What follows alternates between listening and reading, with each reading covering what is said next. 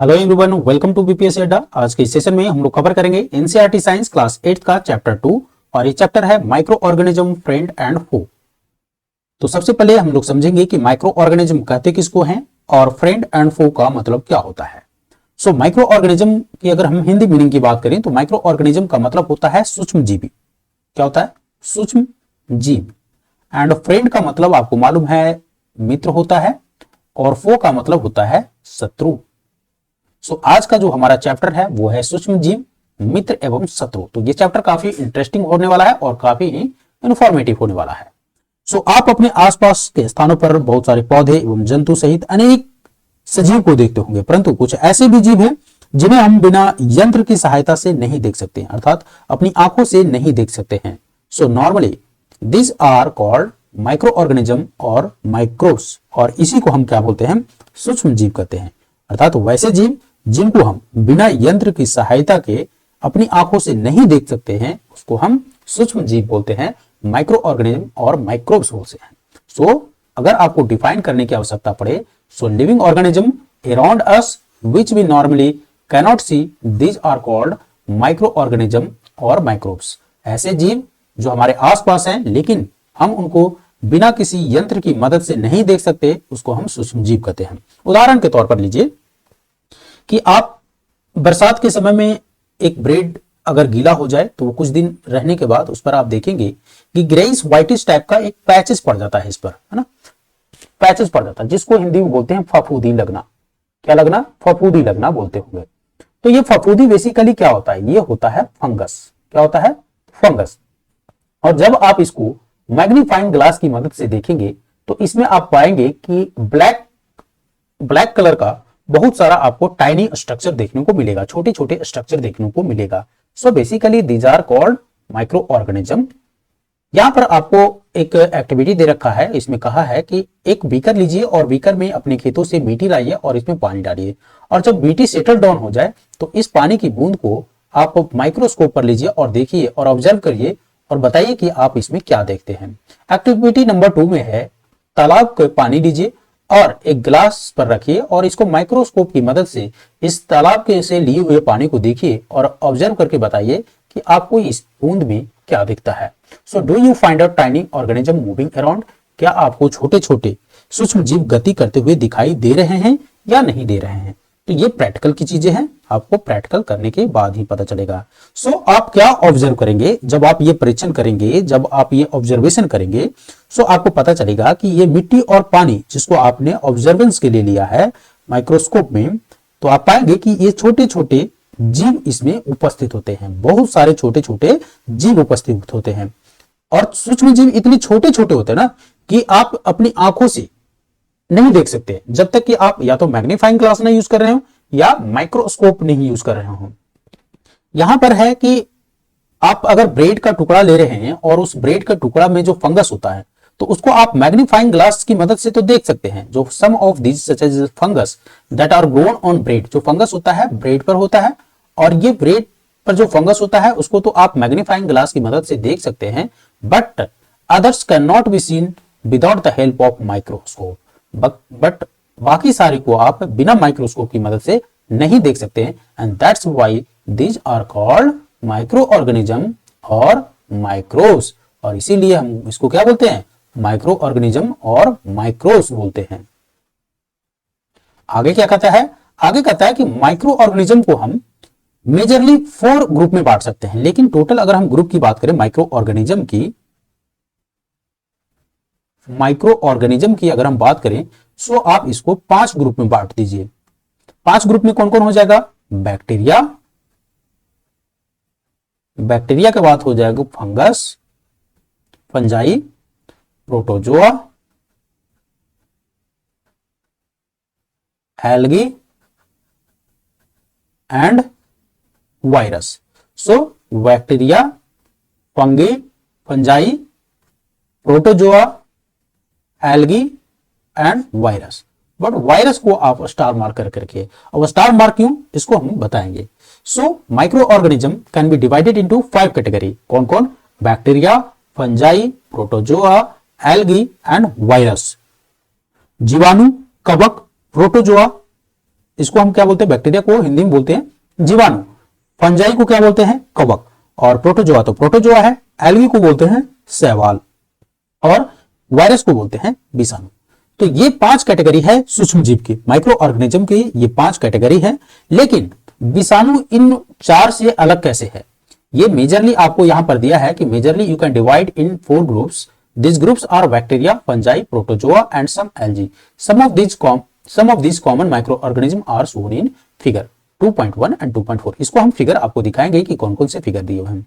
अब वायरस के बारे में कहता है कि वायरस आर ऑल्सो माइक्रोस्कोपिक। यहां देखिएगा, virus are also microscopic. What, यहां पर देखिए, what are different from other micro organism. But ये जो 4 माइक्रो ऑर्गेनिज्म है उससे वायरस अलग है। तो अब ये बताइए कि वायरस कैसे इन 4 से अलग है। However, कहता है कि they however reproduce only inside the cells of host organism। इसमें अंतर यह है कि वायरस को रिप्रोड्यूस होने के लिए इसको क्या चाहिए, एक होस्ट चाहिए। एक क्या चाहिए, होस्ट चाहिए। सपोज दैट अगर ये वायरस टेबल पर पड़ा हुआ ना, तो ये मान के चलिए कि डेड अवस्था में है, ये कुछ नहीं कर सकता है जब तक कि आप इसको एक होस्ट प्रदान नहीं करें। अगर आप इस टेबल को टच किए तो आपके हथेली के सहारे ये क्या हो गया, आप इसका होस्ट बन गए। तो ये होस्ट कौन हो सकता है, who can be a host, virus का होस्ट कौन हो सकता है। सवाल ये भी बनता है कि क्या सर वायरस का होस्ट सिर्फ ह्यूमन बींग्स है। नहीं, वायरस का होस्ट कुछ भी हो सकता है। Bacteria, even bacteria can be host of virus, even animal can be host of virus, even you can be host of virus. So ये प्लांट भी हो सकता है, बैक्टीरिया भी हो सकता है, एनिमल भी हो सकता है, ह्यूमन बींग्स भी हो सकता है, कोई भी हो सकता है वायरस का होस्ट। तो खास बात यह होता है अदर माइक्रो ऑर्गेनिज्म अर्थात बैक्टीरिया, फंजाई, प्रोटोजोआ और एल्गी, और ये 4 एक तरफ और वायरस एक तरफ। वायरस को क्या चाहिए, एक होस्ट चाहिए रिप्रोड्यूस के लिए, अर्थात 1 से 2 होने के लिए इसको क्या चाहिए, होस्ट की आवश्यकता होती है। और ये होस्ट कौन हो सकता है, बैक्टीरिया हो सकता है, प्लांट हो सकता है, एनिमल हो सकता है, ह्यूमन बींग्स हो सकता है। सो कॉमन, अगर हम बीमारी की बात करें तो वायरस, यहां पर देखिए कॉमन बीमारी, common elements like cold, flu and most coughs that are caused by viruses. यहां है, इसको याद रखिएगा, वायरस से होने वाले कॉमन जो बीमारी हो है वो क्या है, कोल्ड, फ्लू अर्थात बुखार एंड कफ अर्थात खांसी। These are caused by virus. कुछ सीरियस डिजीज की बात करते हैं तो सम सीरियस डिजीज, यहां कॉमन डिजीज जिसमें कि आपको कोल्ड अर्थात जो ठंडी होती है, और फ्लू और कफ, जो कफ होता है, खांसी होता है, वो किसकी से होता है, ये वायरस से होता है, राइट। लेकिन कुछ सीरियस बीमारी जैसे polio, chickenpox, that are also caused by virus.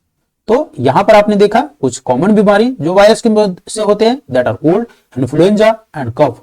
Some serious disease that are polio, chickenpox, these are also caused by viruses. Disease like dysentery, यहां पर देखिएगा डिजीज लाइक डिसेंट्री, मलेरिया। अब ये जो dysentery और malaria है ये किसकी मदद से होता है, ये होता है प्रोटोजोआ। किसकी मदद से, प्रोटोजोआ के कारण होता है ये। सो डिजीज जो होता है डाइसेंट्री और मलेरिया ये प्रोटोजोआ के कारण होता है, whereas typhoid and tuberculosis are caused by bacteria. So अगर आपसे क्वेश्चंस यहां पर एक बार देख लीजिए कि वायरस से होने वाले डिजीज कौन कौन है, वायरस से होने वाले डिजीज कौन कौन है। तो वायरस से होने वाले डिजीज था कोल्ड, इन्फ्लुएंजा, और इसको ब्रैकेट में कीजिए फ्लू, है ना, फ्लू, कफ, ये तो कॉमन बीमारी हो गया। इसके अलावे सम मेजर लाइक, यहां पर देखिए पोलियो, चिकन पॉक्स, और आजकल तो देख ही रहे हैं क्या, कोविड-19, ओमिक्रॉन, ये सब क्या है, वायरस से होने वाले डिजीज हैं। वहीं पर अगर हम बात करें प्रोटोजोआ से होने वाली बीमारी, तो प्रोटोजोआ में क्या है, प्रोटोजोआ से होने वाले अगर हम बीमारी करें तो डाइसेंट्री, मलेरिया, ये सब किससे होता है, प्रोटोजोआ से होता है। वही अगर आप बैक्टीरिया से पूछ दे, बैक्टीरिया से होने वाले 2 बीमारी का नाम बताइए, तो क्या बताइएगा, टाइफाइड और टीबी अर्थात ट्यूबरकुलोसिस। सो ये सारे बीमारी का नाम आपको याद रखना है। अब आइए सर्टेन हम स्ट्रक्चर देख लेते हैं, वायरसेस और फंजाई, बैक्टीरिया, ये सारे का स्ट्रक्चर देख लेते हैं। यहां पर देखिए, ये आपको बैक्टीरिया का स्ट्रक्चर दे रखा है। ये क्या है, ये आप यहां पर आप पाएंगे सिलेंड्रिकल शेप में, यहां पर देख सकते हैं। So these are the basically bacteria. यहां जो फिगर है ये किसका है, बैक्टीरिया का है। अब आइए यहां पर देखिए फिगर 2.2 में एल्गी का है। सो अब आपको एल्गी का तो ठीक है, यहां पर शेप आपने देख लिया कि ये एल्गी का है, बट आपसे क्वेश्चन पूछेगा कि स्पाइरोगैरा क्या है।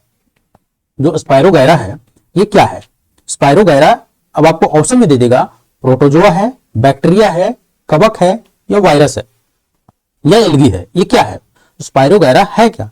तो स्पाइरोगैरा और क्लेमाइडोमोनास, ठीक है, क्लेमाइडोमोनास। तो स्पाइरोगैरा एंड क्लेमाइडोमोनास जो है ये बेसिकली एल्गी है। तो spirogyra and chlamydomonas is algae, आपको याद रखना है इसको, बहुत इंपॉर्टेंट है ये। Spirogyra and chlamydomonas is algae. Whereas protozoa की कैटेगरी में देखिए अमीबा, अमीबा क्या है, प्रोटोजोआ है। और फिर पैरामीशियम, पैरामीशियम क्या है, प्रोटोजोआ है। तो अमीबा, पैरामीशियम ये क्या है, प्रोटोजोआ है। स्पाइरोगैरा और फिर आपको क्लेमाइडोमोनास ये क्या है, एल्गी है। अब ये देखिए, ये आपको क्या दिख रहा है, ये है ब्रेड मोल्ड। और ब्रेड मोल्ड अर्थात राइजोब्स इसको बोलते हैं, राइजोब्स क्या बोलते हैं, राइजोब्स। तो ब्रेड मोल्ड है ये, basically this is bread mould. तो ब्रेड मोल्ड क्या है, ये फंगस, फंजाई इसको बोलते हैं। तो फंजाई का उदाहरण यहां देखिएगा, ब्रेड मोल्ड, फिर पेनिसिलियम, ब्रेड मोल्ड, पेनिसिलियम और एस्परजिलिस। सो एग्जाम्पल में किस तरीके से क्वेश्चन आपसे पूछ सकता है, इस तरह से क्वेश्चन बनाएगा,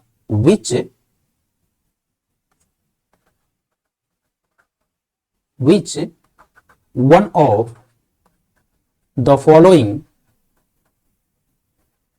is example of fungi। ठीक है, ऑप्शन ए में दे देगा, 2 में दे देगा, 3 में, इस तरह से बनाते जाएगा। तो ऑप्शन ए में मान लेते हैं दे दिया आपको पैरामीशियम, दूसरा दे देगा स्पाइरोगैरा, तीसरा दे देगा पेनिसिलियम, है ना। तो इस तरीके से आपको याद रखना है कि penicillium, aspergillus, bread mould are the example of fungi, whereas paramecium, amoeba are the example of protozoa and spirogyra and क्या है ये, chlamydomonas are the example of algae. तो ये इतना आई होप याद रहेगा आपको, राइट। अब आइए देख लेते हैं कि वायरस का स्ट्रक्चर कैसा होता है। ये तो आपने देख लिया जीवाणु का, शैवाल का, प्रोटोजोआ का, फिर फंजाई का, कवक का। तो यहां पर देखिए वायरस का स्ट्रक्चर, वायरस का स्ट्रक्चर देख लीजिए। सो वायरस का डिफरेंट आपको स्ट्रक्चर देखने को मिलेगा, इसके शेप आपको डिफरेंट देखने को। और आजकल आप तो देखे होंगे ओमिक्रॉन और कोरोना का स्ट्रक्चर कैसा होता है ना, इस तरीके से स्पाइक निकला हुआ रहता है। सो आपने ओमिक्रॉन और कोविड-19 का स्ट्रक्चर आपने देखा है कि किस तरीके से होता है। तो these are the structure of viruses, right. चलिए आगे देखते हैं, आगे क्या कहता है, where do micro organism live, micro organism रहते कहां पर है। सो सूक्ष्म जीव की अगर हम बात करें, माइक्रो ऑर्गेनिज्म की बात करें, तो ये एक कोशिका भी हो सकते हैं। माइक्रो ऑर्गेनिज्म में भी सिंगल सेल्ड, माइक्रो ऑर्गेनिज्म में भी सिंगल सेल्ड, मतलब इसका मतलब ये नहीं है कि माइक्रो ऑर्गेनिज्म सिर्फ और सिर्फ सिंगल सेल होते हैं, ऐसा नहीं कह रहा, ये कह रहा है कि माइक्रो ऑर्गेनिज्म सिंगल सेल भी हो सकते हैं, लाइक बैक्टीरिया। तो बैक्टीरिया क्या है, सिंगल सेल होता है, बैक्टीरिया क्या होता है, सिंगल सेल होता है। Some algae and protozoa, single cell bacteria, कुछ एल्गी और प्रोटोजोआ, और मल्टी सेलुलर भी हो सकता है माइक्रो ऑर्गेनिज्म, जैसे मेनी एल्गी। कुछ एल्गी तो सिंगल सेल होते हैं, लेकिन मैक्सिमम जो एल्गी होते हैं वो मल्टी सेलुलर होते हैं। एंड फंजाई, फंजाई भी क्या होता है, मल्टी सेलुलर होता है। सो बैक्टीरिया, प्रोटोजोआ और सम एल्गी किसके उदाहरण है, सिंगल सेल के उदाहरण है। वहीं फंजाई और मैक्सिमम एल्गी किसके उदाहरण है, मल्टी सेलुलर के उदाहरण है। तो सिंगल सेलुलर और मल्टी सेलुलर कहने का मतलब है कि जिसमें एक सेल होता है और मल्टीसेलुलर मतलब बहुकोशिका बोलते हैं, एक कोशिका और बहुकोशिका। जिसमें एक कोशिका हो उसको सिंगल सेलुलर बोलते हैं और सिंगल सेल बोलते हैं, और जिसमें बहुकोशिका होता है उसमें बहुत सारे कोशिकाएं होती हैं, उसको हम मल्टीसेलुलर बोलते हैं। So they live in all types of environment. अब यहां पर एक चीज समझिएगा, इसकी कंडीशंस कि माइक्रो ऑर्गेनिज्म कहां कहां रह सकता है। तो सबसे पहले आपने ये देखा कि माइक्रो ऑर्गेनिज्म सिंगल सेल भी हो सकता है और मल्टीसेलुलर भी हो सकता है। अगर सिंगल सेल का उदाहरण पूछे आपसे तो बैक्टीरिया और प्रोटोजोआ दे दीजिएगा, और सर्टेन एल्गी भी होता है। वहीं अगर मल्टीसेलुलर का एग्जांपल पूछे आपसे तो मैक्सिमम मेनी एल्गी और fungi are the example of multicellular. अब अगर हम इसकी कंडीशन की बात करें कि ये कहां कहां पर डेवलप हो सकता है, उत्पन्न हो सकता है। So they live in all types of environment, ये सभी तरह के इन्वायरमेंट में पाए जाते हैं। अगर हम इसकी रेंज की बात करें, so starting from the ice cold climate to hot springs. So ice cold climate से लेकर हॉट स्प्रिंग तक ये आपको मिलेगा। हॉट स्प्रिंग जानते हैं ना, गर्म जो वाटर होता है, तो गर्म पानी के जो सोते होते हैं, that is known as hot spring. So ice cold से लेकर के हॉट स्प्रिंग में भी आपको मिलेगा। ऐसा नहीं है कि गर्म पानी में माइक्रो ऑर्गेनिज्म नहीं होते हैं। And even you can find it in desert too, आपको ये मरुस्थल में भी मिलेंगे, ये आपको दलदली भूमि में भी मिलेंगे। सो इसकी कंडीशन जो पाए जाने का जो कंडीशन है, अगर आपसे पूछे कि ये कहां कहां पाया जा सकता है micro organism, so micro organism can survive in any condition ranging from ice cold climate to hot spring and desert to marshy land. They are also found inside the bodies of animal, ये animal के body के अंदर भी पाए जाते हैं, including humans. तो humans के इनसाइड भी तो पाया जाता है ना micro organism. Some organism grow on other organism while other exist freely. कुछ ऐसे ऑर्गेनिज्म होते हैं जो दूसरे ऑर्गेनिज्म पर पाए जाते हैं, लेकिन अदर्स क्या होते हैं, वो फ्रीली भी रहते हैं। अब जो हमारा है अगला, वह है सूक्ष्म जीव और हम, अर्थात micro organism and us. So micro organism play an important role in our lives. तो ऐसा नहीं होता कि सारे के सारे जो ऑर्गेनिज्म होते हैं वो क्या होते हैं, हमारे लिए खतरनाक ही होते हैं। कुछ ऐसे भी ऑर्गेनिज्म हैं जो हमारे लिए बहुत ही बेनिफिशियल होते हैं।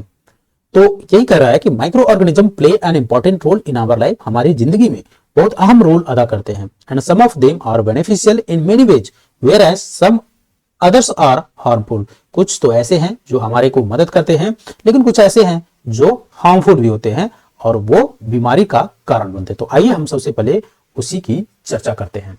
तो हमें सीखना है कि कौन कौन से ऐसे जो माइक्रो ऑर्गेनिज्म है जो हेल्पफुल होता है और कौन कौन ऐसे ऑर्गेनिज्म है जो बीमारी के कारण बनता है। सो सबसे पहले हम बात करेंगे फ्रेंडली माइक्रो ऑर्गेनिज्म की। फ्रेंडली माइक्रो ऑर्गेनिज्म कौन है, आपका दोस्त कौन कौन है। So micro organism are used for various purposes. इसके पर्पस क्या होते हैं, वेरियस पर्पसेस होते हैं। They are used in preparation of curd, इसको हम दही बनाने के लिए इस्तेमाल करते हैं माइक्रो ऑर्गेनिज्म को। ब्रेड जो बनता है आपका, ब्रेड जो खाते हैं उसमें भी माइक्रो ऑर्गेनिज्म का इस्तेमाल करते हैं। यानी आप समझ सकते हैं माइक्रो ऑर्गेनिज्म का इस्तेमाल बहुत ज्यादा जगह होता है, कर्ड में, ब्रेड में, केक में, इसमें क्या होता है, माइक्रो ऑर्गेनिज्म होता है। So micro organism have been used for the production of alcohol since ages. So micro organism का जो इस्तेमाल है वो सदियों से चलता आ रहा है। They are also used in cleaning up the environment. जो माइक्रो ऑर्गेनिज्म है उसको हम वातावरण को शुद्ध करने के लिए भी इस्तेमाल करते हैं।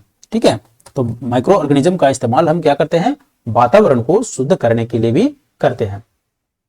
For example the organic waste, vegetable peels, remains of animals and faeces etc are broken down into the harmless and usable substances by bacteria। Bacteria इस सब को क्या करता है, छोटे छोटे और यूजेबल फॉर्म में इसको तोड़ देता है। And recall that bacteria are also used in the preparation of medicine. तो बहुत सारे ऐसे भी बैक्टीरिया होते हैं जिनका इस्तेमाल हम किसमें करते हैं, मेडिसिन के बनाने में करते हैं।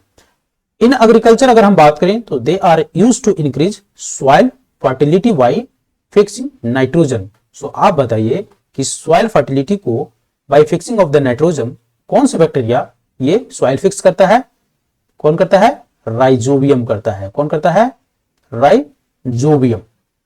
ठीक है, तो राइजोबियम जो है सॉइल फिक्सेशन के काम में आता है और यही हमारी सॉइल फर्टिलिटी को सॉइल फिक्सेशन में करने के बाद क्या करता है, बढ़ाता है।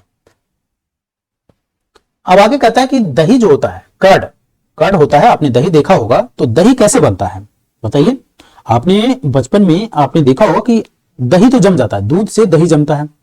तो क्या आपने सोचा कि दूध से दही कैसे बन गया? आप देखे होंगे बचपन में अपनी माँ को या अपने से बड़ों को देखे होंगे घर में कि दूध में थोड़ा सा दही का जोरन डालते हैं। तो आखिर बेसिकली वो जोरन होता क्या है? दही में जोरन जो पड़ता है वो बेसिकली होता क्या है? तो ये दूध जो होता है ना, दूध को दही में जो कन्वर्ट करते हैं और उसको कैसे कन्वर्ट किया जाता है? तो जो कर्ड होता है, curd contains several micro organism and of this the bacterium lactobacillus. ये याद रखिएगा, लैक्टोबैसिलस क्या पाया जाता है इसमें? लैक्टोबैसिलस। ठीक है। सो दही में अनेक सूक्ष्म जीव पाए जाते हैं और जिनमें लैक्टोबैसिलस नामक जीवाणु क्या होता है? प्रमुख होता है, जो दूध को दही में परिवर्तन कर देता है और वह दूध में जनन कर उसे क्या करता है? दही में परिवर्तित करता है। तो आप देखेंगे, आपसे क्वेश्चन में पूछेगा कि दूध से दही बनाने में जो बैक्टीरिया का इस्तेमाल होता है वो कौन सा बैक्टीरिया होता है? लैक्टोबैसिलस होता है, लैक्टोबैसिलस होता है, याद रखना, इसको बहुत इंपॉर्टेंट है। तो लैक्टोबैसिलस पाया जाता है और जिसके कारण ये दूध से दही बन पाता है। यह कहता है कि it multiplies in milk and converts into the curd. ये क्या होता है? लैक्टोबैसिलस होता है, मिल्क में मल्टीप्लाई होता है और फिर कर्ड में इसको डेवलप कर देता है। Bacteria are also involve in the making of the cheese. Cheese बनाने में भी हम क्या करते हैं? बैक्टीरिया का इस्तेमाल करते हैं। अचार बनाने में भी बैक्टीरिया का इस्तेमाल होता है और बहुत सारे ऐसे आइटम हैं जिसमें बैक्टीरिया का इस्तेमाल होता है। अगर हम इंपॉर्टेंट ग्रेडियंट ऑफ रवा अर्थात जो सूजी होता है, सूजी, इडली एंड भटूरा की बात करें तो ये क्या होता है? Important gradients curds.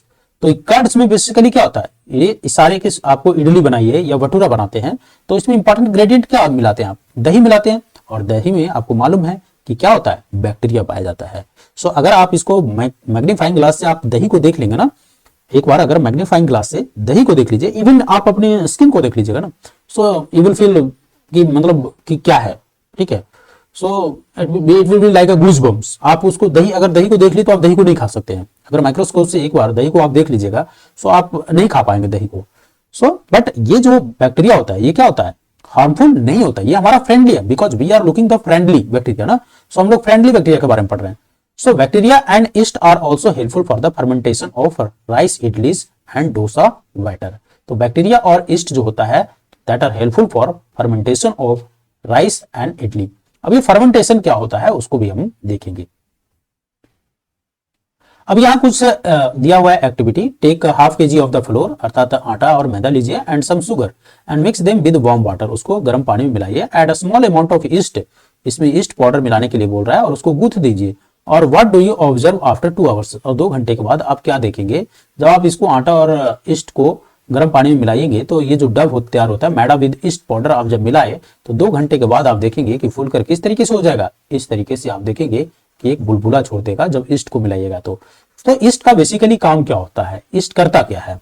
सो जो ईस्ट होता है ना, जब ईस्ट आप मिलाते हैं उसमें किसी भी खाने वाले प्रोडक्ट में ईस्ट को मिलाते हैं तो ईस्ट क्या होता है? तीव्रता से जनन करता है और जनन करने के करके श्वसन जब होता है तो श्वसन के दौरान वो कार्बन डाइऑक्साइड को रिप्रोड्यूस करता है।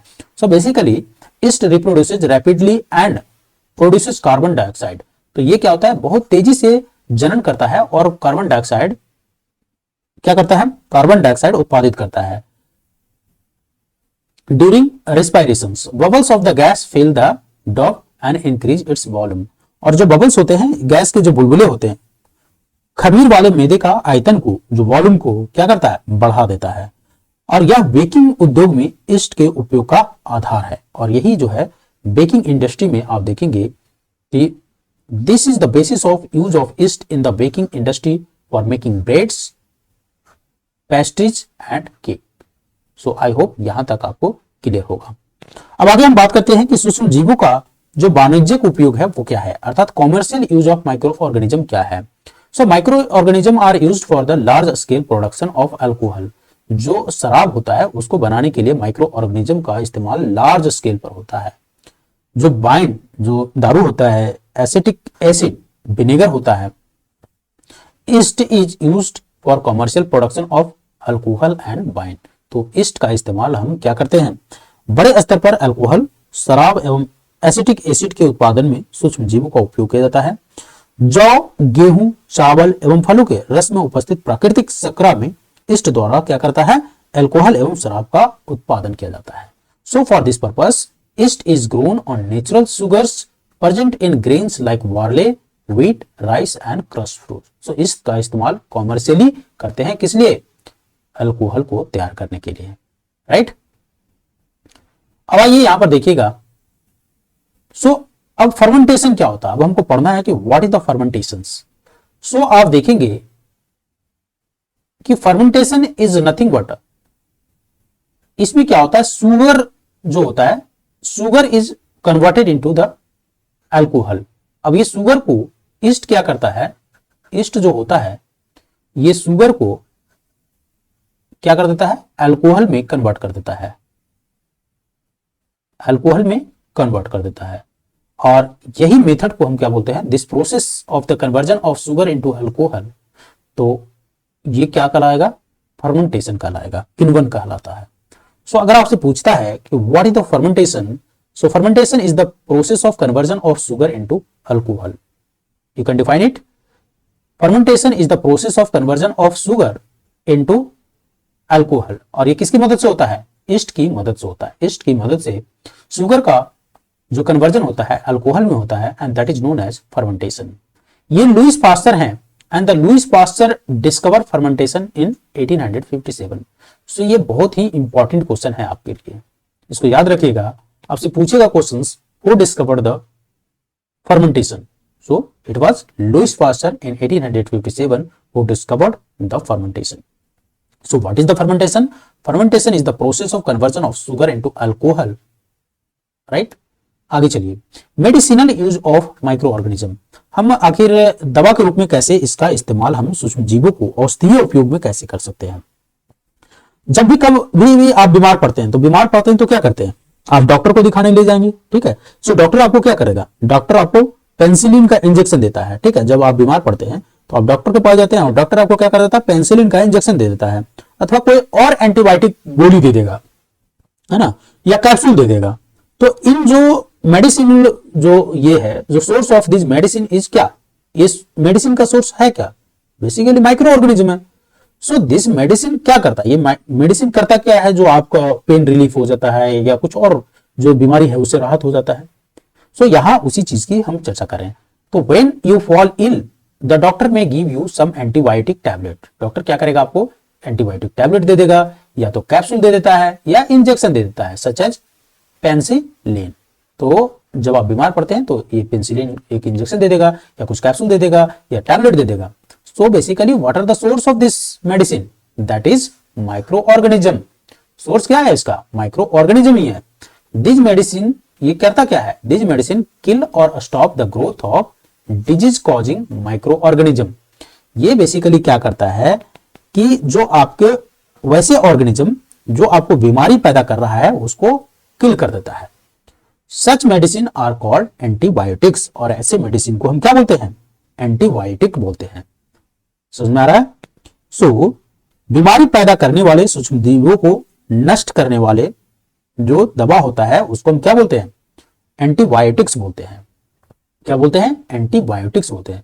सो medicine that kills or stop the growth of disease causing micro organism is known as antibiotic. Define कर लीजिएगा, एंटीबायोटिक किसको कहते हैं। So antibiotic is the medicine that kill or stop the growth of disease causing micro organism is called antibiotic.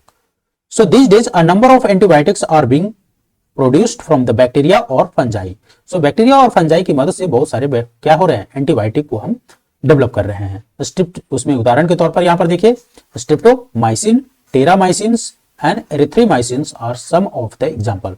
सो ये सब क्या है, antibiotics के उदाहरण है। तो ये क्वेश्चन आपसे पूछेगा कि antibiotics, write down the name of antibiotics. तो ये हो जाएगा स्ट्रिप्टोमाइसिन, टेट्रासिलिन और एरिथ्रोमाइसिन, ठीक है। सो टेट्रासिलिन और एरिथ्रोमाइसिन, तो टेट्रासाइक्लिन है बेसिकली ये। तो टेट्रासाइक्लिन, स्ट्रिप्टोमाइसिन और erythromycin are the example of आपको एंटीबायोटिक्स, राइट। अब यहां पर देखिएगा एक चीज और, एक और साइंटिस्ट यहां पर दिए है। इन 1929 Alexander Fleming's was working on a culture of disease causing bacteria. Suddenly he found the spores of little green mold in one of his culture plates. He observed that the presence of mold prevented the growth of bacteria. In fact, it also killed many of these bacteria. From this, the mold penicillin was prepared. So penicillin का discover किसने किया था? Alexander Fleming ने किया था. सो आपने देखा ऊपर कि किण्वन अर्थात फर्मेंटेशन किसके द्वारा डिस्कवर किया गया था? लुईस पास्चर के द्वारा किया गया था. और अलेक्जेंडर फ्लेमिंग ने क्या डिस्कवर किया?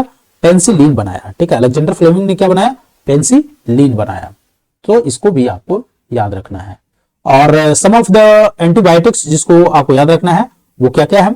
स्ट्रेप्टोमाइसिन, टेट्रासाइक्लिन और एरिथ्रोमाइसिन. फिर से एक बार बोल देता हूं, एंटीबायोटिक्स का नाम स्ट्रेप्टोमाइसिन, टेट्रासाइक्लिन और एरिथ्रोमाइसिन. तीनों याद रहेगा. स्ट्रेप्टोमाइसिन, टेट्रासाइक्लिन और एरिथ्रोमाइसिन, ये तीनों याद रखिएगा. चलिए आगे बढ़ते हैं. अब आगे क्या कर रहा है? ओके, सो बेसिकली हमने देख लिया कि ये क्या होते हैं? एंटीबायोटिक्स होते हैं which are made through the fungi and bacteria. तो एंटीबायोटिक्स किसके मदद के से बनता है? फंजाई और बैक्टीरिया की मदद से बनता है. तो इसको भी याद रखिएगा.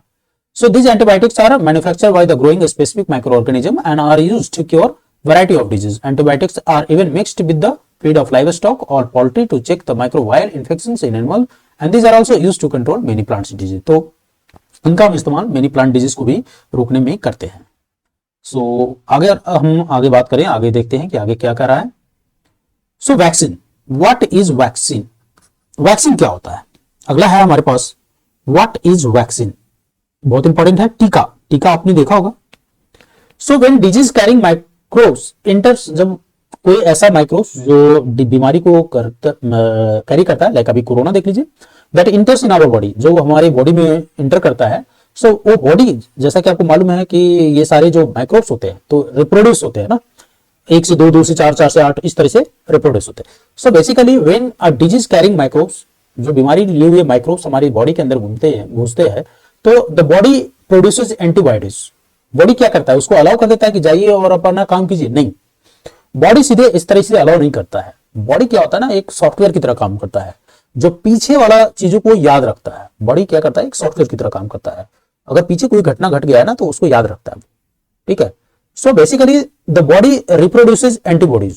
जब कोई बीमारी लिए हुए माइक्रोब्स हमारे शरीर के अंदर घुसता है, सो हमारा बॉडी क्या करता है कि प्रतिरक्षी उत्पन्न करना शुरू कर देता है. और शरीर को यह भी स्मरण रहता है कि वही सूक्ष्म जीव अर्थात माइक्रोब्स अगर हमारे शरीर में पुनः प्रवेश करता है तो उसे किस प्रकार से फाइट करना है.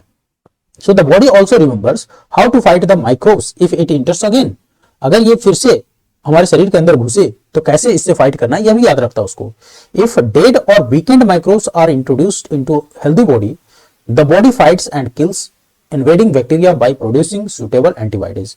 अगर कमजोर जो है माइक्रोब्स हमारे बॉडी के अंदर घुस जाए तो जो हमारे जो इम्यून सिस्टम है वो एंटीबॉडी डेवलप करता है, हमारी बॉडी एंटीबॉडी डेवलप करता है और ये इसको किल कर देता है. So the antibodies remains in the body and we are protected from disease causing microbes forever. और हम लोग जो शरीर के अंदर जो एंटीबॉडी डेवलप होता है उसी से हम लोग बच जाते हैं. So this is how a vaccine work. So कहता है कि यही ठीक इसी प्रकार से हमारा वैक्सीन टीका काम करता है. टीका क्या करता है? सेवरल डिजीज को ये बढ़ने से रोकता है. जैसे लाइक ट्यूबरकुलोसिस के लिए टीका, स्मॉल पॉक्स है ना, so hepatitis that can be prevented through the vaccination. So tuberculosis, smallpox और hepatitis this all can be prevented through the vaccination. और ये एडवर्ड जेनर है जिन्होंने वैक्सीन, ठीक है, so vaccine for smallpox का डेवलपमेंट किया था. सो एडवर्ड जेनर, आपसे पूछेगा कि who discovered the vaccine for smallpox, so आपका आंसर होगा एडवर्ड जेनर. और ये कब किया था? 1798 में. आगे देख लेते हैं. कहता है कि आपके बचपन में, इन योर चाइल्डहुड, आपके बचपन में आपको भी बहुत सारे रोग के लिए ना टीके लगे होंगे, वैक्सीन लगे होंगे. सो क्या आपको इन रोगों की सूची तैयार कर सकते हैं? तो आप कैसे सूची तैयार करेंगे? आपको बचपन में आपको टीका लगा है, आप कैसे तैयार करेंगे? तो आप अपने पेरेंट्स से पूछिए, पेरेंट्स की मदद लीजिए और उनसे पूछिए कि आपको क्या क्या टीके लगे और उसकी एक सूची बनाइए. और सूची बना के उसमें देखिए कि ये कौन कौन से ऐसे टीके थे जो आपको लगे थे. So it is essential to protect all children against the disease. Necessary vaccine are available in the nearby hospital. You might have seen this advertisement on the TV and newspaper regarding the protection of the child against polio. Polio का आपने जो advertisement है TV और paper में देखा ही होगा। Under the pulse polio programme, pulse polio programme के तहत ये टीका पिलाया जाता है। आपको मैं बता दूं कि polio drops given to the children are actually vaccine. तो वैक्सीन का मतलब ये नहीं होता है कि सिर्फ सुई भोंकना, ठीक है, ये गलत धारणा है। वैक्सीन का मतलब ओरल वैक्सीन भी होता है। जो पोलियो का जो ड्रॉप होता है ना, that is also a vaccine, ठीक है। आपको याद रखना, अगर क्वेश्चन पूछ दे कि is that polio drop is a vaccine, तो yes, polio drop is a vaccine. Basically vaccine is what? Vaccine is what? Basically vaccine prevent us from disease when it enters. Disease carrying microbes enters in our bodies. The vaccine protects it by developing antibodies, right? So a worldwide campaign against smallpox has finally led to the eradications from the most of parts of the world. So smallpox जो है अब most part of the world से खत्म हो चुका है, and these days vaccine are made on large scale from the microorganism to protect humans and others animals from the several disease. So micro organism से ही ये सब क्या होते हैं, डेवलप होते हैं वैक्सीन। इंक्रीजिंग सॉइल फर्टिलिटी, अब सॉइल फर्टिलिटी को मिट्टी की उर्वरता में वृद्धि करना है तो कैसे वृद्धि होगा? कुछ जीवाणु अर्थात बैक्टीरिया होते हैं और नील हरित शैवाल जो ग्रीन एल्गी होते हैं, वो क्या कर सकते हैं, वायुमंडलीय नाइट्रोजन स्थिरीकरण करके मृदा को संवर्धन को बढ़ा सकते हैं। So some bacteria are able to fix nitrogen from atmosphere to enrich soils with nitrogen and increase its fertility. These microbes are commonly called biological nitrogen fixer। और ऐसे जो माइक्रोब्स होते हैं उसको हम क्या बोलते हैं, बायोलॉजिकल नाइट्रोजन फिक्सर बोलते हैं। Cleaning the environment, cleaning the environment. So यहां पर आप देख सकते हैं नाइट्रोजन फिक्सिंग बैक्टीरिया जो है, यहां पर आप देख लीजिए नाइट्रोजन स्थिरीकरण साइनोबैक्टीरिया ये है, क्या है, cyanobacteria, that is blue green algae. So cyanobacteria blue green algae which help in nitrogen फिक्सेशंस। So cleaning the environment, cleaning the environment की अगर हम बात करें तो आप देखिए कि अपने विद्यालय के माली को देखने के पश्चात जो पहली है वो क्या करता है, पहली और बुझो का जो कहानी है, पहली बुझो और दूसरे विद्यार्थी जो होते हैं ना, घर एवं बगीचों से पत्तियों एवं फल की सब्जियां कचरा एकत्रित करके उसके क्या करते हैं, निपटारण के लिए बनाए गए गड्ढे में डाल देते हैं। और बाद में देखेंगे कि किस तरीके से ये डिकम्पोज हो जाता है और मैन्योर में कन्वर्ट हो जाता है, राइट। बस इतना ही है इसमें।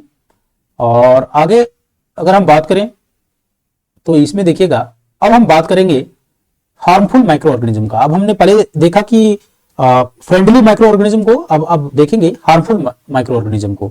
तो micro organism are harmful in many ways. Micro organism जो होता है वो हार्मफुल भी होता है। Some of the micro organism that causes disease in human beings, plants and animals. कुछ ऐसे माइक्रो ऑर्गेनिज्म हैं जो ह्यूमन बीइंग्स, प्लांट्स और एनिमल में क्या करते हैं, बीमारी उत्पन्न करते हैं। And such disease causing micro organism are called pathogens. और इस तरह के जो रोगाणु, इस तरह के सूक्ष्म जो होते हैं जो रोग पैदा करते हैं उसको हम बोलते हैं रोगजनक अर्थात पैथोजेन बोलते हैं। क्या बोलेंगे, पैथोजेन बोलते हैं। तो इसको याद रखिएगा। Some micro organism spoil food, clothing, leathers. So let's study more about the harmful activities. So disease causing micro organism in humans, हमको पढ़ना है कि वैसे माइक्रो ऑर्गेनिज्म जो मनुष्य में क्या करता है, रोगजनक सूक्ष्म जीव है, मनुष्य में रोगजनक सूक्ष्म जीव है, उसके बारे में पढ़ते हैं। सो पैथोजेन जो होता है वो क्या करता है, that enters in our body through the air we breathe. जो हम लोग हवा लेते हैं श्वास के रूप में, उसी के थ्रू पैथोजन क्या करता है, हमारे शरीर में एंटर कर जाता है।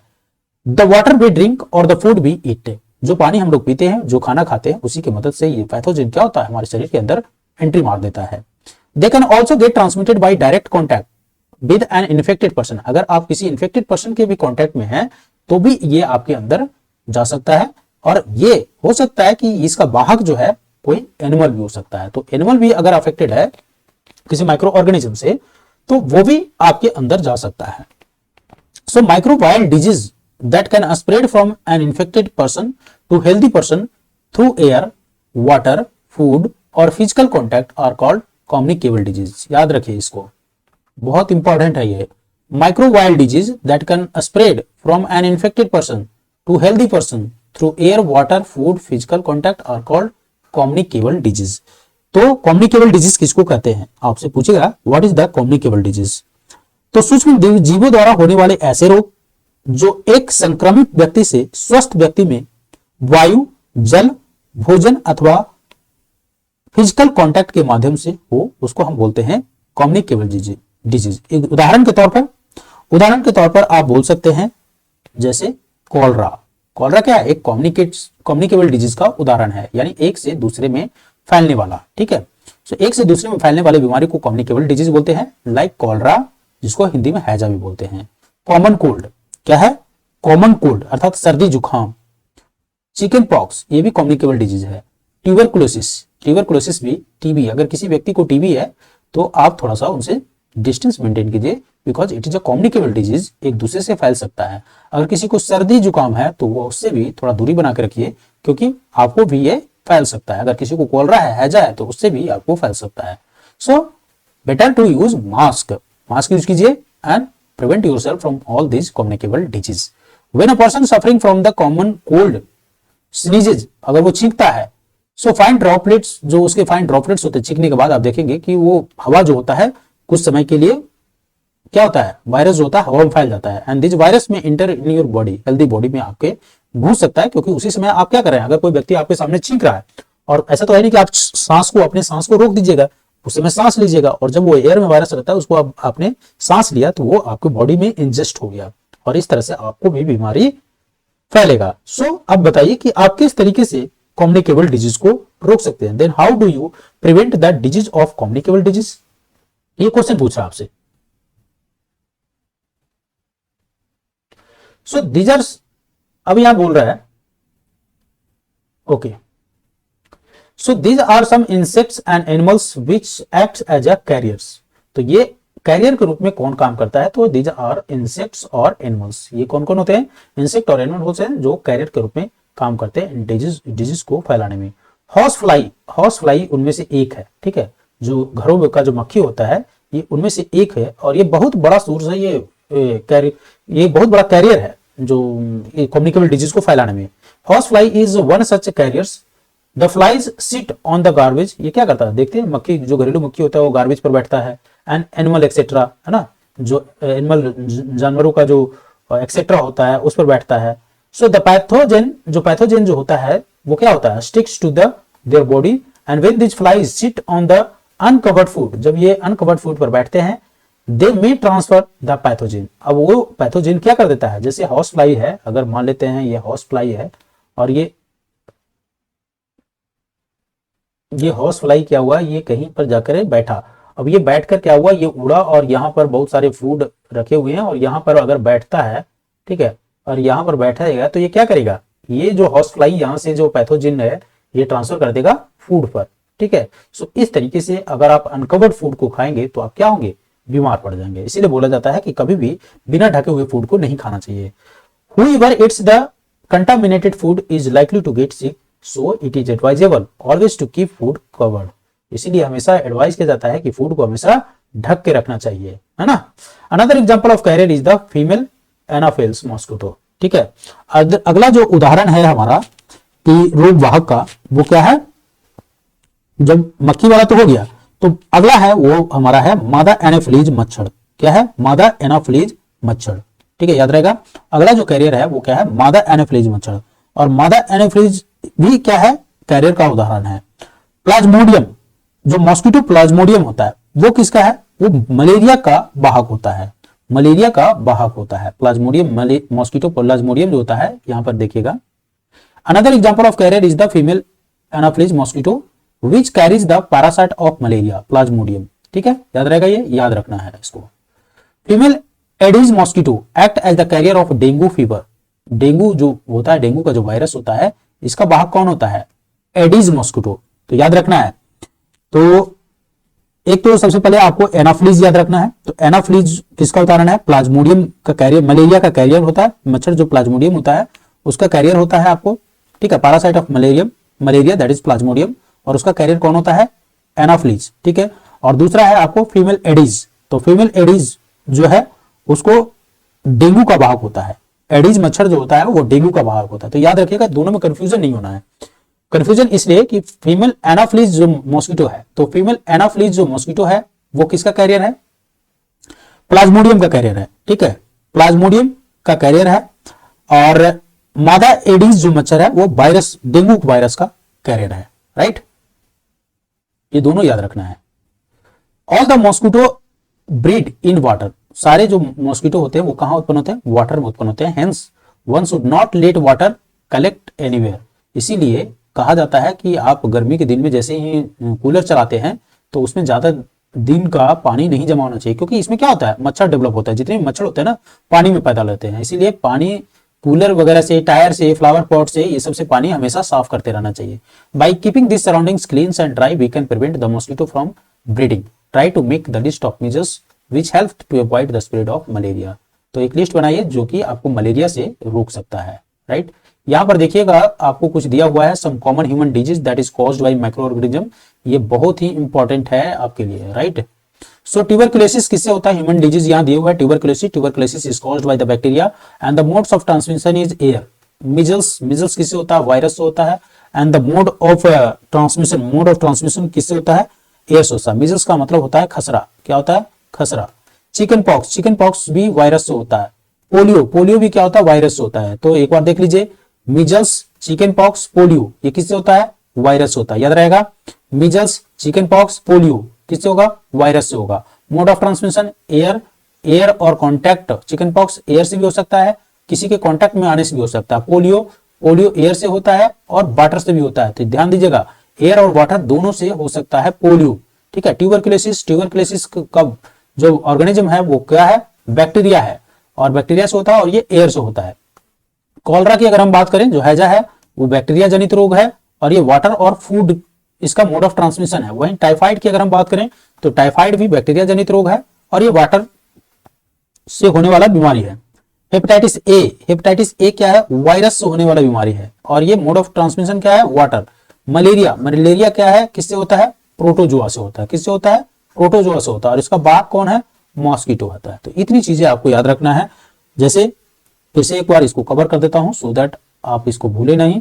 Tuberculosis is caused by the tuberculosis by bacteria, measles is by virus, chickenpox by virus, polio by virus, cholera by bacteria, typhoid by bacteria, hepatitis A virus, malaria protozoa. इतनी चीजें आपको याद रखना और ये बहुत ही ज्यादा इंपॉर्टेंट है, बहुत ज्यादा। So disease causing micro organism in animals. अब हम वैसे माइक्रो ऑर्गेनिज्म को पढ़ेंगे जो एनिमल्स में बीमारियों को पैदा करते हैं। सो सबसे पहले हम रॉबर्ट कोच के बारे में देखते हैं। रॉबर्ट कोच के बारे में क्या कहा गया है कि रॉबर्ट कोच जो है दैट डिस्कवर द बैक्टीरियम, ठीक है। सो रॉबर्ट कोच जो है क्या खोज किए, रॉबर्ट कोच ने 1876 में बेसिलस एंथ्रेसिस नामक जीवाणु की खोज की, ठीक है। और ये बेसिलस एंथ्रेसिस जो है, बेसिलस एंथ्रेसिस जो है वो क्या खोज करता है, एंथ्रेक्स बीमारी खोज करता है। क्या खोज करता है, एंथ्रेक्स बीमारी। तो एंथ्रेक्स खोज किसने किया था, रॉबर्ट कोच ने। आपको याद रखना है कि एंथ्रेक्स जो एंथ्रेसिस जीवाणु है उसकी खोज किसने किया था, रॉबर्ट कोच ने किया था। तो आइए हम वैसे जीवाणु को देख लेते हैं जो जानवरों को, वैसे माइक्रो ऑर्गेनिज्म को देखते हैं जो जानवरों में बीमारी का कारण बनते हैं, राइट। तो several micro organism not only causes the disease in humans and plants but also in others animal, for example anthrax, ठीक है। Anthrax is a dangerous humans and cattles disease. So anthrax is a human as well as cattle disease, right. Foot and moth disease of the cattle is caused by the virus. Foot और moth जो disease होता है, foot और moth disease का संबंध किससे है, सो ये जानवरों में होता है and that is caused by the virus. Anthrax जो है एनिमल में भी हो सकता है और जानवर में हो सकता है। और एंथ्रेक्स जो जिस बैक्टीरिया से होता है उसकी खोज किसने किया था, रॉबर्ट कोच ने किया था। बेसिलस एंथ्रेसिस नामक जीवाणु से क्या होता है, एंथ्रेक्स रोग होता है। सो अगर पूछता है आपसे कि एंथ्रेक्स डिजीज किस बैक्टीरिया से होता है, सो ये होता है बेसिलस एंथ्रेसिस से और इसका खोज किसने किया था, रॉबर्ट कोच ने किया था। Disease causing micro organism in plants. तो कुछ ऐसे माइक्रो ऑर्गेनिज्म को देखते हैं जो प्लांट्स में डिजीज का कारण बनते हैं। So several micro organism causes disease in plants like wheat, गेहूं, चावल, आलू, sugarcane, orange, apple, others. This disease reduces the, ये क्या होता है, जब डिजीज हो जाएगा तो उसका फसल उत्पादन क्षमता क्या हो जाएगा, खत्म हो जाएगा ना, तो यील्ड को घटा देगा। अब यहाँ पर देखिए ये दे रखा है प्लांट डिजीज और माइक्रो ऑर्गेनिज्म। सो प्लांट डिजीज में यहाँ पर देखिएगा क्या क्या दे रहा है, यहाँ पर दे रखा है कि सिट्रस कैंकर और सिट्रस कैंकर किससे होता है, बैक्टीरिया से होता है। वही rust of wheat, rust of wheat, गेहूं की जो रस्ट होता है, रस्ट ऑफ व्हीट जो होता है वो फंजाइस होता है।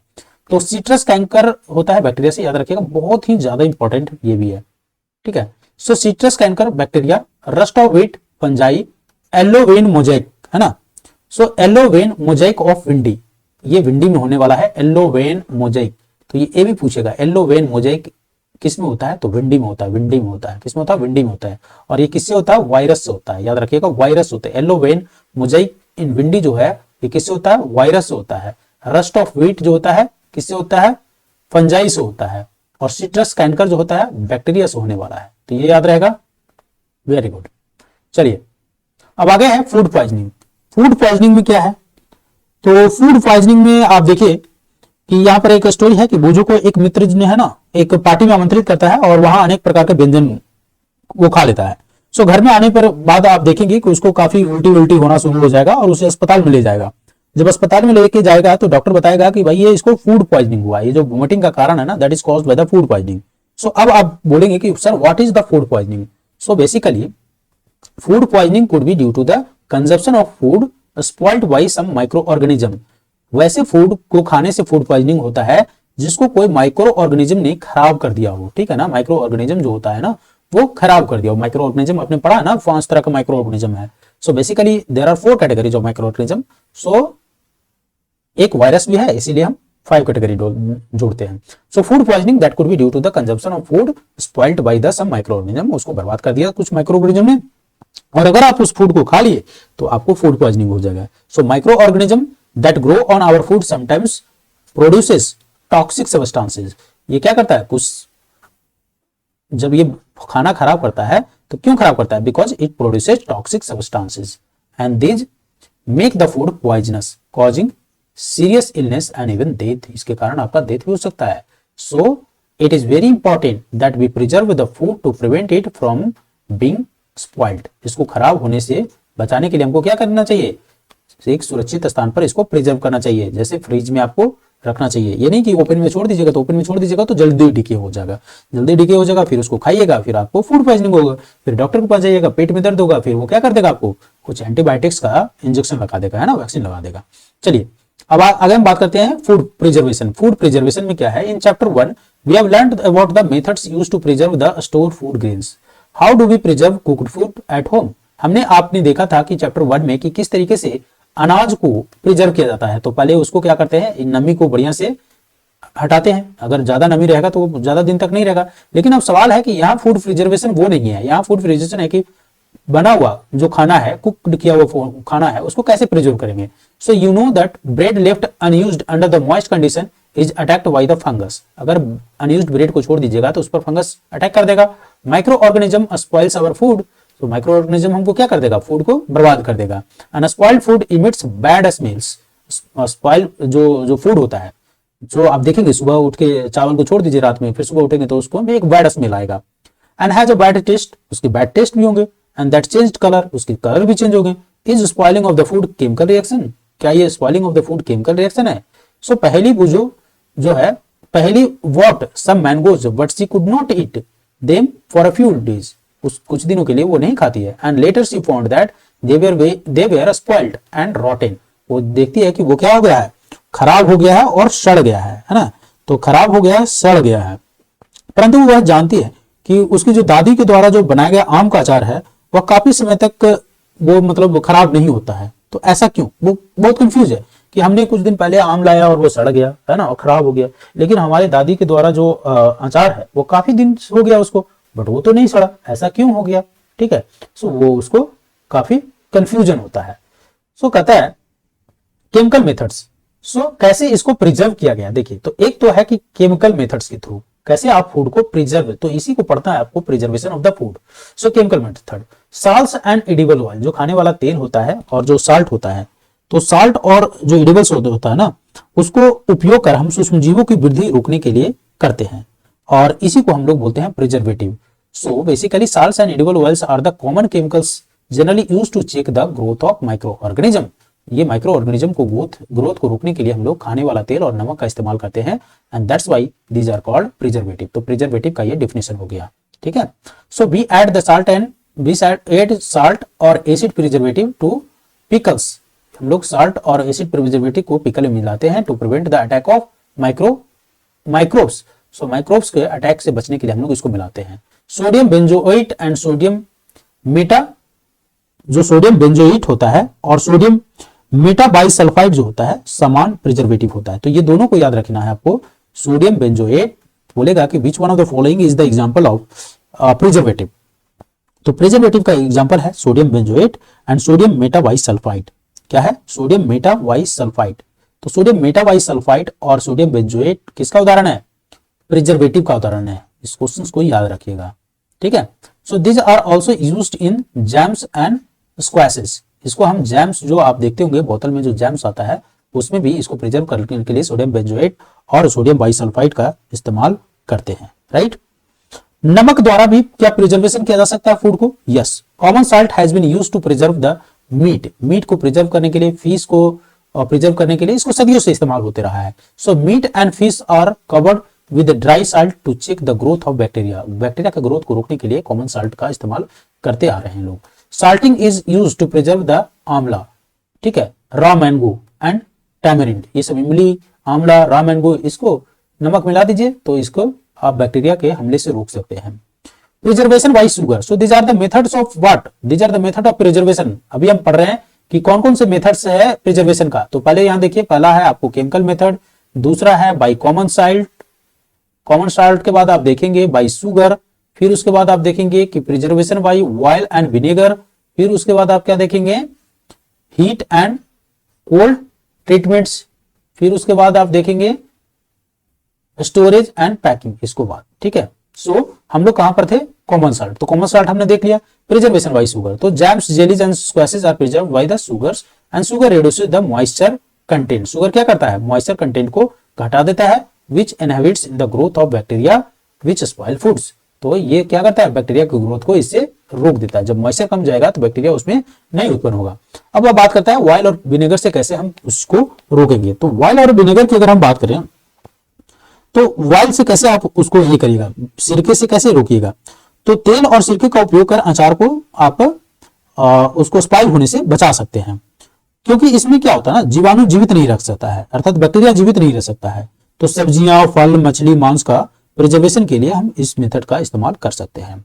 दूसरा है गर्म और ठंडा करना। तो आप देखेंगे कि घर में कि दूध को क्या करता है? उबाल करके, बॉयल करके रखा जाता है, और बॉयलने से क्या होता है, यानी जो उसमें बैक्टीरिया, जो माइक्रोब्स होते हैं वो क्या हो जाते हैं? मर जाते हैं। और इस प्रकार से भोजन को आप फिर रेफ्रिजरेटर में रखते हैं, क्योंकि कम ताप पर सूक्ष्म जीव जो होता है।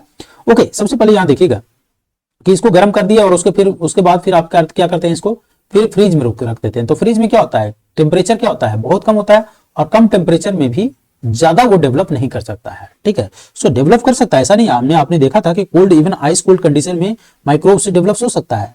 सो ऐसा यू कैनॉट से कि वो ये है, लेकिन हमने क्या किया? दूध को बॉयल किया और उसके बाद फिर फ्रीजर में प्रिजर्व किया। तो पहले तो उसको माइक्रोब्स को डेड कर दिए और उसके बाद उसको प्रिजर्व कर दिए, राइट। अब आइए हम बात करते हैं भंडारण एंड पैकेज की, storage and package. Storage and package में क्या होता है? So this days dry fruits and even vegetables are sold in the sealed airtight package to prevent the attack of bacteria. तो सील्ड एयर टाइट पैकेज का काम होता है bacteria को इस पर अटैक करने से बचाना, राइट। अब आइए बात करते हैं नाइट्रोजन फिक्सेशन की। नाइट्रोजन फिक्सेशन होता क्या है? सो आपने देखा था कि एक बैक्टीरिया है जिसका नाम है राइजोबियम। आपने पढ़ा होगा राइजोबियम के बारे में, एंड यही राइजोबियम है that is involve in the fixation of nitrogen in the leguminous plants, ठीक है। तो लेगुमिनस प्लांट्स जो दलहन के होता है, उसमें कौन सा बैक्टीरिया पाया जाता है? राइजोबियम पाया जाता है, and that is involve in the fixation of nitrogen, right. So record the rhizobium that lives in the roots. कहां पाया जाता है? Roots of the leguminous plants. Leguminous plants के रूट्स में पाया जाता है, सच एज बीन्स और पीज। और जैसे उदाहरण के तौर पर लेगुमिनस प्लांट में बीन्स और peas are the example of leguminous plants. और इसी के जड़ में क्या पाया जाता है? राइजोबियम पाया जाता है, which helps in the nitrogen fixation. So with which it has the symbiotic relationship, right? So इसके साथ इसका क्या है? symbiotic relationship है। क्या है? symbiotic relationship है। symbiotic का मतलब होता है सहजीविता, ठीक है। So जो ये बीन्स और जो मटर है उसके साथ सहजीविता का संबंध होता है, right. So these are the basically nitrogen स्थिरीकरण अर्थात नाइट्रोजन फिक्सेशन, ठीक है। तो जो राइजोबियम होता है नाइट्रोजन फिक्सेशन में पार्ट करता है। यहाँ पर देखिए roots of the leguminous plants with the roots nodules, यहाँ पर ये सब देखिए, और यहीं पर क्या पाया जाता है, राइजोबियम पाया जाता है which basically helps in the nitrogen fixation। अब आइए हम बात कर लेते हैं नाइट्रोजन साइकिल किसको कहते हैं, what is the nitrogen cycle. So अब आप जानते हैं कि हमारे एटमॉस्फेयर में 78% क्या पाया जाता है, नाइट्रोजन गैस पाया जाता है ना। हमारे वायुमंडल में बेसिकली 78% नाइट्रोजन गैस पाए जाते हैं। सो नाइट्रोजन सभी सजीवों के लिए आवश्यक संगठन है। हाँ, तो जो प्रोटीन, क्लोरोफिल, न्यूक्लिक एसिड और विटामिन में उपस्थित होता है, तो जो नाइट्रोजन होता है which is basically 98% in atmosphere. So nitrogen is one of the essential constituents of all living organism as the part of proteins, chlorophyll, nucleic acid और विटामिन्स। तो नाइट्रोजन किस किस रूप में पाए जाते हैं, तो प्रोटीन, क्लोरोफिल, न्यूक्लिक एसिड और विटामिन्स के रूप में पाए जाते हैं। So the atmospheric nitrogen can not be taken directly by the plants और एनिमल्स। सो इतना 78% नाइट्रोजन एटमॉस्फेयर में है, तो क्या इसको आप डायरेक्टली प्लांट के द्वारा लिया जा सकता है या एनिमल के द्वारा डायरेक्टली इसको लिया जा सकता है क्या? डायरेक्टली किसी भी एनिमल्स के द्वारा नहीं लिया जा सकता है, ठीक है। सो कैसे लिया जा सकता है बताइए आप। जब इसको आप वायुमंडल में 78% नाइट्रोजन है, अब इसको प्लांट जो है या एनिमल्स जो है, पौधे या जंतु वायुमंडलीय नाइट्रोजन को सीधे तौर पर जब उपयोग नहीं कर सकते तो कैसे हो सकता है? तो मिट्टी, जैसा कि आपको मैंने बताया था कि मिट्टी में जो बैक्टीरिया उपस्थित होते हैं और जो नील हरे शैवाल वायुमंडलीय नाइट्रोजन को क्या करता है, फिक्सेशन करता है। सो आपने देखा था कि rhizobium basically that is found in the leguminous plant and which helps in the fixation of nitrogen. वो जो एटमॉस्फेयर से जो नाइट्रोजन होता है उसको फिक्स करता है और उसके बाद फिर रूट्स क्या करता है, लेता है। तो यहां पर देखिएगा, सो certain bacteria and blue green algae present in the soil fix nitrogen from the atmosphere and convert it into the compounds of nitrogen। इसको compounds of nitrogen में convert कर देता है। and once the nitrogen is converted into this usable compounds, इसको usable compound में जब convert कर देगा, it can be utilized by the plant। फिर plants उसको इस्तेमाल कर सकता है from the soils, through the soil इसको यूज करेगा and through their root system फिर इसके सहारे अब इसको नाइट्रोजन का इस्तेमाल करेगा। so nitrogen is then used for the synthesis of plant protein and other compounds। तो इसको प्रोटीन और अदर कंपाउंड को सिंथेसिस के लिए इसका इस्तेमाल करते हैं। Animal feeding on the plants get these proteins and other nitrogen compounds. So अब ये जब चला जाएगा इस प्लांट में, तो वैसे जानवर जो प्लांट के ऊपर डिपेंडेंट है उनको भी प्रोटीन तो मिलेगा ना, इसमें चला गया तो प्रोटीन तो इसी के माध्यम से मिलेगा। When the plants and animal die, bacteria and fungi present in the soils convert the nitrogenous waste into the nitrogenous compounds to be used by the plants again। तो कहता है कि इसमें पौधे एवं जंतु की मृत्यु के बाद मिट्टी में उपस्थित जीवाणु एवं कवक नाइट्रोजनी अवशिष्ट को नाइट्रोजनी यौगिकों में परिवर्तित कर देते हैं, जो कि पौधों के द्वारा पुनः उपयोग किया जा सकता है। सो बेसिकली आप देखेंगे कि एक साइकिल चलेगा। क्या चलेगा? साइकिल चलेगा। अब आइए, ये तो स्टोरी हो गया। एनीवे, अब आपको हम ये फिगर समझा देते हैं नाइट्रोजन साइकिल का। सो नाइट्रोजन साइकिल यहां से समझिए। सो नाइट्रोजन यहां पर देखिएगा, एटमॉस्फेयर में क्या है, 78% नाइट्रोजन है। सो अब नाइट्रोजन है तो नाइट्रोजन में आप देखेंगे कि नाइट्रोजन फिक्सिंग होगा। फिक्सिंग कैसे होगा? बैक्टीरिया जो एटमॉस्फेयर में नाइट्रोजन है उसको फिक्स करेगा। So bacteria in turns fix the nitrogen into the nitrogenous compounds. इसको नाइट्रोजेनस बैक्टीरिया क्या करेगा, नाइट्रोजेनस राइजोबियम हो सकता है, ब्लू ग्रीन एल्गी हो सकता है, और ये क्या करेगा, नाइट्रोजेनस कंपाउंड में कन्वर्ट करेगा। एंड नाइट्रोजेनस कंपाउंड बाद में क्या होगा, कंपाउंड्स ऑफ द नाइट्रोजन किसमें जाएगा, सॉइल्स में जाएगा। एंड देन फिर ये क्या हो जाएगा, बैक्टीरिया जो होगा that turns compounds of nitrogen into the gaseous nitrogen. अब ये फिर इसको फिर क्या करेगा, गैसियस नाइट्रोजन, बैक्टीरिया उसको फिर क्या कर देगा, that bacteria turns the compounds of nitrogen into the gaseous nitrogen, and फिर ये कहां चला जाएगा, एटमॉस्फेयर में चला जाएगा। तो आप देखिए एक साइकिल बन गया। कैसे? एटमॉस्फेरिक नाइट्रोजन को नाइट्रोजन फिक्सेशन कैसे हुआ, बैक्टीरिया की मदद से। बैक्टीरिया फिर इसको क्या किया, दैट टर्न इसको किस में कन्वर्ट कर दिया, नाइट्रोजनस कंपाउंड में कर दिया, और compounds of the nitrogen in the soils. इसके बाद फिर बैक्टीरिया टर्न्स किसको में किया, compounds of the nitrogen into the gaseous nitrogen, और फिर बाद में एटमॉस्फेयर। उसके अलावे आप यहां पर देखिएगा, जैसे लाइटनिंग हुआ तो लाइटनिंग होता है, तो लाइटनिंग क्या करता है, एटमॉस्फेरिक नाइट्रोजन को कंपाउंड्स ऑफ द नाइट्रोजन में कन्वर्ट कर दिया, कंपाउंड्स ऑफ द नाइट्रोजन में कन्वर्ट कर दिया, जो कि कहां पर मिलेगा आपको, सॉइल से मिलेगा। और उसके बाद फिर क्या होगा कि बैक्टीरिया जो है फिर बाद में उस पौधे को डिके करेगा। तो जो अनयूज्ड पौधा है जो डिके करेगा, तो फिर बाद में क्या होगा, that compounds of the nitrogen that will turns into the gaseous nitrogen, gas में फिर कन्वर्ट हो जाएगा, और गैस में कन्वर्ट होकर फिर से एटमॉस्फेयर में चला जाएगा।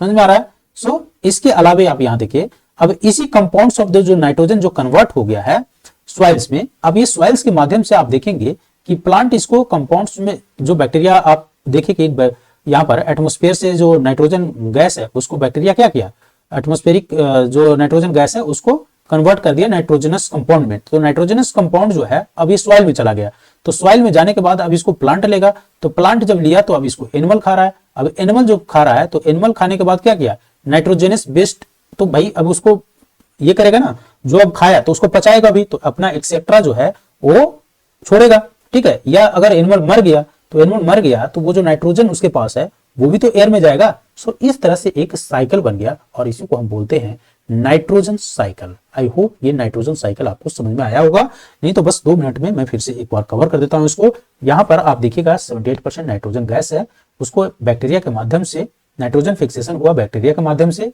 और ये एटमॉस्फेरिक नाइट्रोजन को कन्वर्ट कर दिया किसमें, नाइट्रोजनस कंपाउंड में। नाइट्रोजनस कंपाउंड जो है ये कंपाउंड चला गया सॉइल में, और सॉइल से फिर से जो अनयूज्ड है वो कहां पर चला जाएगा, बैक्टीरिया इसको टर्न कर देगा गैसियस नाइट्रोजन में, और ये चल जाएगा एटमॉस्फेयर में। एक तो ये हो गया। दूसरा, एटमॉस्फेयर में नाइट्रोजन है, लाइटनिंग हुआ, लाइटनिंग कन्वर्ट कर दिया compounds of nitrogen in the soils में। तो compounds of the nitrogen in the soils, इसको क्या हुआ, ये फिर चला जाएगा फिर से वापस एटमॉस्फेयर में। फिर आप देखेंगे एटमॉस्फेयर से जो कंपाउंड्स है वो जो सॉइल में मिला वो लिया जाएगा प्लांट के द्वारा। प्लांट को कौन खाएगा, जानवर, और जानवर जब फिर या तो एक्सेट्रा अपना छोड़ेगा उससे, या फिर मर जाएगा उससे, वो क्या करेगा, जो बेस्ट फ्रॉम द एक्सक्रेशन और डेथ, ये फिर क्या हो जाएगा, नाइट्रोजनस बेस्ड जो हो जाएगा, फिर से वो कन्वर्ट होके कहां चला जाएगा, सॉइल्स में, और फिर से सॉइल से कन्वर्ट होने के बाद कहां पर चला जाएगा, वो गैसेस नाइट्रोजन में, एंड देन फिर एटमॉस्फेरिक नाइट्रोजन में।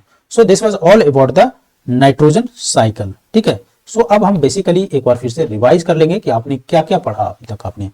सो आपने पढ़ा micro organism that are too small and are not visual to the unaided eye. Micro organism जो है, सूक्ष्म जीव जो होते हैं वो अत्यंत छोटे होते हैं और उसको बिना किसी यंत्र के माध्यम से अपनी आंखों से नहीं देख सकते हैं।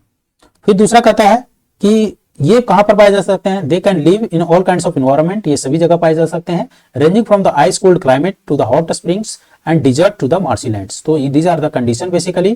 फिर कहता है कि micro organism are found in air, water and in the bodies of plant और एनिमल। तो माइक्रो ऑर्गेनिज्म एयर में भी है, वाटर में भी है, इसमें भी है, किसमें, इन द बॉडीज ऑफ प्लांट में भी है और एनिमल में भी है।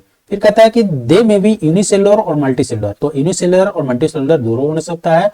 Micro organism includes bacteria, fungi, protozoa and some algae.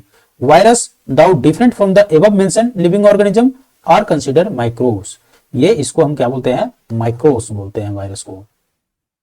Viruses are quite different from the other micro organism. जैसा कि आपको मालूम है कि ये एक दूसरे माइक्रो ऑर्गेनिज्म से, जो 5 टोटल है, तो वायरस जो है ये अलग है एक दूसरे से। कैसे, बिकॉज इसको रिप्रोड्यूस होने के लिए एक होस्ट चाहिए, और वो होस्ट कौन हो सकता है, बैक्टीरिया हो सकता है, प्लांट हो सकता है, और एनिमल हो सकता है। फिर कहता है कि some micro organism are useful for commercial productions, for the medicine and alcohol. तो कॉमर्शियल जो इसका माइक्रो ऑर्गेनिज्म का उपयोग है मेडिसिन और अल्कोहल बनाने में। Some micro organism decomposes organic waste and dead plants and animals into the simple substances and clean up the environment। कुछ protozoa that causes the serious disease, वो कौन कौन है, like dysentery और मलेरिया। अब फिर कह रहा है कि some of the microorganism that grow on our food and causes food poisoning। फिर कह रहा है कि some microorganism resides in the roots of the nodules of the leguminous plants and these can fix the nitrogen from the air into the soil and increase the fertility। soil fertility को क्या करेगा, बढ़ाएगा। फिर क्या कर रहा है, some bacteria present in the soil that fixes the nitrogen from the atmosphere and convert into the nitrogenous compound।